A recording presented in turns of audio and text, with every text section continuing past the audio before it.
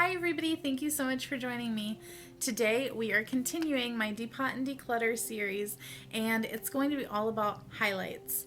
So basically I have quite a few of these, not as many as I had of the bronzers and contours, but I'm going to get them all into this one Z palette.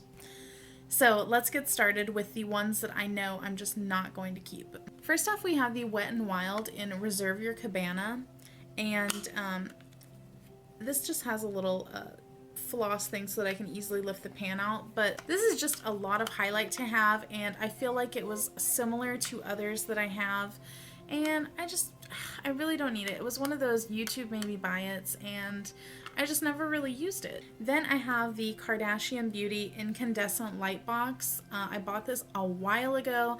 I actually intended on doing a Kardashian Beauty video, so I bought a lot of this stuff while it was on sale. And so many things kept going wrong. I had so many camera issues and then audio issues, and after refilming it 3 times, I just said, okay, somebody does not want me to do a Kardashian beauty video. So I just never did. But long story short, a lot of their products were just way too glowy and glittery and just too much, not my style. And so this one I'm definitely going to be getting rid of.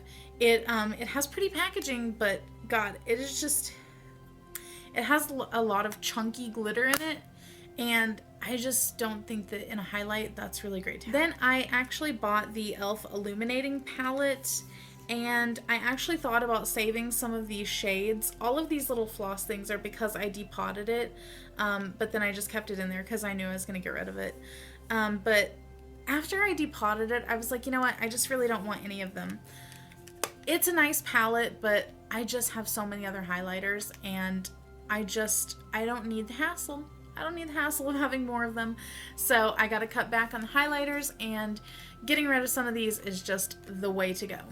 Here's another one that I'm getting rid of that I wanted to really love. Everybody on YouTube raved about this. Everybody on Instagram was crazy over it. And once I got it, I was like, oh, okay, it's a little bit like too blingy, but maybe I can roll with it. But then every time that I wore it, I would get a little breakout on my cheekbones where I would wear it. And I finally realized that it has to be the highlighter.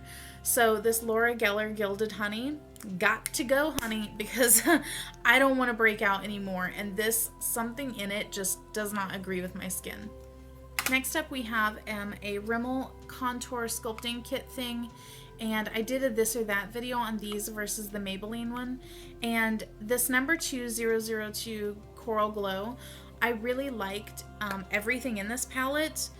And I did intend to keep the highlight, but then looking over my collection, I just had so many that was so similar to it that I'm just going to go ahead and let it go. I know it's going to find a good home with one of my friends, but I gotta let stuff go. And then also along those same lines, from the Maybelline Master Contour Kit, I did save the highlight out of that one because it was really nice and like subtle highlight. It was not too blingy, but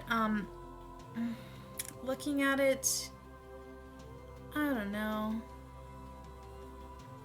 It does look really nice. I think I am going to keep this one, and I will do an update in a few months deciding whether I really want to keep it or not. But let's see if I get any use out of it between now and then.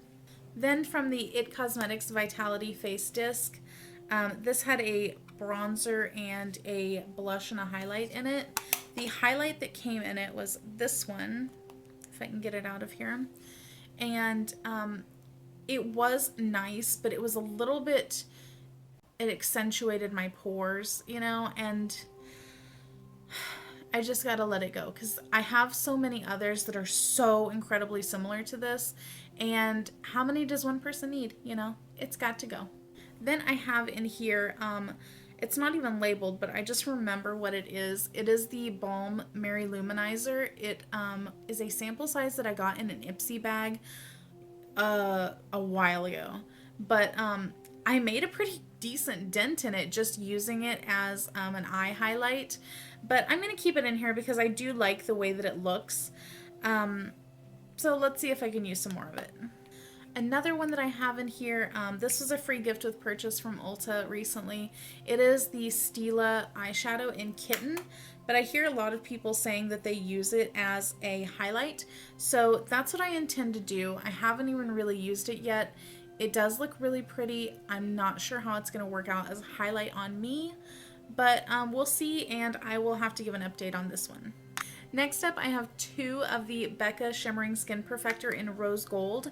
I got one of them as part of the Sephora Favorites Paint It Pink collection, and then I got another one as, I believe, a free gift with purchase from Ulta. So there are both of those. I'm going to be keeping one, and then I'm going to give another away to one of my friends. I also have another Becca highlight. This one was also a free gift with purchase. It didn't unfortunately come in as nice of a package as the others, but this is Moonstone, and I have it right here. I think that this is actually my favorite out of the Becca highlights. It complements my skin the most, so I'm definitely keeping that one. Next up, I have yet another Becca highlight. This one I actually just got in the Sephora Favorites Bronze Bears All, and I have not had a chance yet to depot it, but this is Opal, and if you watched that video, is it going to be up before this? I think so. If you saw that video, basically I say that I feel like this one is a little bit more glittery and chunky than the others, but I am going to keep it to see how much I actually end up using it, and I might use it as an eyeshadow also, so I'm going to keep this one and see. Oh, next up we have the L'Oreal True Match Lumi, and I got this one in the rose color. Of course the packaging is really pretty on this, but you gots to go. So this is what the powder looks like on this one. I do like the design of it, and I'm definitely going to keep mine. A lot of people had negative reviews on this one and said that it was chunky in the glitter, and it had a tendency to travel all the way over your face and stuff. But I didn't have the same experience with mine. Maybe it's, you know, on a color to color basis, but rose for me was a hit. I liked it. I'm going to keep it and see how much more use I can get out of it. Then next up I have the highlight from the Catrice Prime and Fine Professional Contouring Palette, and this is what it looks like. I did crack it whenever I was depotting it, but it went back together pretty easily with some alcohol. And I really, really like this one. It gives just such a natural, subtle highlight. It is like a satin highlight. It's not matte, and it's definitely not super glowy. This is totally like everyday life, work appropriate highlight. I love it. So then last up in this Z palette, I have two more of the Catrice highlighting powders that I just recently did a video on. I have Champagne Campaign and Stardust. One is more of a champagne gold color, and then the other one is just slightly pink. And I'm definitely keeping both of these. Like, these are, I just love them. I think in the bronzer video, I ended up going off about how much I loved the contour powder, and these are the exact same. Like, they're just such good quality for such a cheap price. I love them, and they are really, really good highlighting powders. If you like your highlight to be less blingy and more just like glowy, go for these. They're amazing. I love them. I would say out of all of the highlighting powders that I have in here, the Catrice ones are my favorite. These are a little bit more glowy than the other Catrice one, but these are definitely my favorite, followed by this Catrice one, and then probably the Becca Moonstone. But that's all that I have in this one. I do have a couple domed products, so let's get right into those. So of course the two domed products that I have are Laura Geller.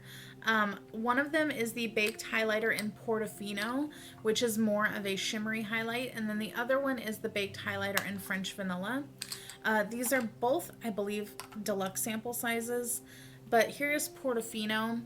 And they do have a little like clay disc that they rest on, so you can depot them. It was not that difficult for me. I just pried it right out. But I do like this one. It's a little bit glowy for my cheeks, but I do like to use that one on my eyes as like a brow bone and then an inner corner highlight. So I will keep that one. And then here is French Vanilla. It's a little bit more of a satin finish highlight. I definitely am keeping this one. I got it not too long ago in Birchbox, I think, and I'm liking the way that it looks so far, so I'm definitely going to keep that one.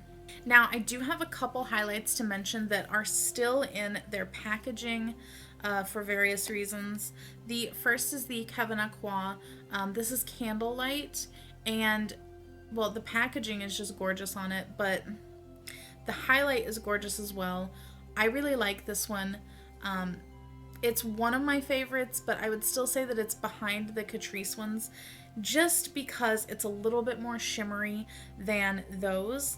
But I did try to depot this one, and it immediately started to get a little crackly on the edges, and I was like, no, we're not gonna do that, because Mama paid a pretty penny for this, and it's staying in the container because I don't want it to break.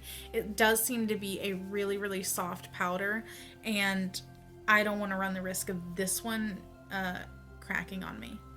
Now, the other one is the Hourglass Ambient Lighting Edit, I believe it was called. It came around the holidays, and there are 3 highlights in here, as well as 2 blushes and a contour / bronzer thing. But everywhere that I have read online says that it is damn near impossible to depot these. And I say, challenge accepted. I am going to try my best to depot these. I think it can be done. Call me crazy, but I think it can be done. I just want you to like see, like I think I'm not crazy. I think I can do this, because if you see, there's a little space right there where you can like get a thing in and like pop it out. And then also right here, like around the edges of this, oh my God, this is what I get for trying to be like enterprising. They're safe. Ha ha ha. Safe.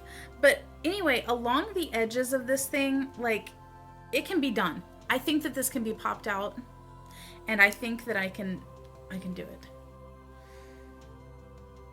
If not, I'm not going to cry over it, you know, getting messed up or anything. Like, it's not that big of a deal. But I feel like it's a challenge, and now I have to like try. I don't know. What do you guys think? Have you ever tried to depot Hourglass, and how has it gone for you? Let me know down below, because I'm kind of like a dog with a bone. Now I feel like I have to do it. It's like it's mocking me every time I look at it. So guys, that is it for this highlight collection declutter. I basically went from all those things that I showed you to just the one Z palette, and it's not even full. I will say that this is still more than I feel like I need, but again, in a few months, I'm going to update you on what I have decided to keep and what I have decided to get rid of. But I hope that you're enjoying the series. I will have a picture right after this showing what my highlight collection looked like in the packaging and all the stuff that I'm getting rid of, and then what it looks like now that it's just in the one Z palette plus the Cabana and the Hourglass. So look out for that, and don't forget to subscribe if you don't want to miss any of these depot and declutter videos or anything else that I have coming up soon. And I think that is it. I will see you guys next time. Bye!